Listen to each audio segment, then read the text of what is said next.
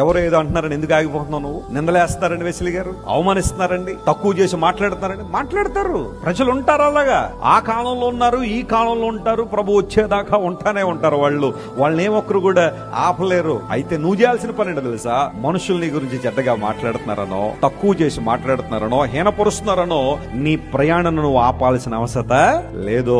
క్రైస్తవ జీవితం గురి లేని జీవితం కాదు. ప్రజలు నీ గురించి తక్కువగా మాట్లాడిన ఆగిపోతావా? ప్రపంచంలో చాలా మంది గొప్ప గొప్ప కార్యాలు చేసిన వాళ్ళందరూ కూడా ఇలాంటి సవాళ్ళను ఎదుర్కొన్న వారే. నువ్వు చేయలేవు, నీ వల్ల కాదు అన్న వాళ్లే చేసి చూపించారు. కారణం ఏంటో తెలుసా? నిందలు వారి ప్రయాణాన్ని ఏం చేయలేదు, ఆపలేదు. అట్టు పిమ్మట యేసయ్య బయలుదేరాడు.